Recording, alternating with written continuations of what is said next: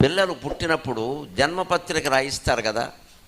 ఆ జ్యోతిష్ శాస్త్రవేత్తల దగ్గరికి వెళ్ళి, మా వాడు నిన్న రాత్రి 11 గంటల ప్రాంతంలో పుట్టాడంటే, అలా కాదమ్మా, ఆయనకి ఇంచుమించు సమయం చెప్పమంటారు. ఇప్పుడు ఏదో పూర్వం సమయం చెప్పేవారు కాదు, చెప్పగలిగేవారు కాదు.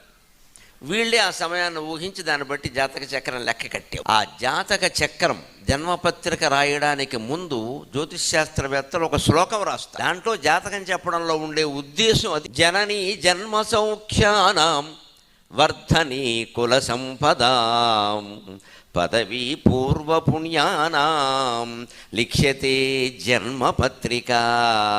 అది జ్యోతిష్ శాస్త్రం యొక్క ప్రధాన ప్రయోజనం. అబ్బాయి, నువ్వు ఈ జన్మపత్రిక రాయడం ఎందుకు? జన్మపత్రిక రాస్తున్నావు ఒక శిశువు, ఆడో మగో ఎవరైనా. ఈ పత్రిక, ఈ జాతక చక్రం, ఈ నవగ్రహ కూటమి, ఈ విశేషాలన్నీ ఇవన్నీ దేనికంటే, మనం ఈ జన్మలో అనుభవించవలసినటువంటి అపూర్వమైన సౌఖ్యాలకి అది జనని తల్లి. ఈ పత్రిక అంటే అది మనకి తెలియ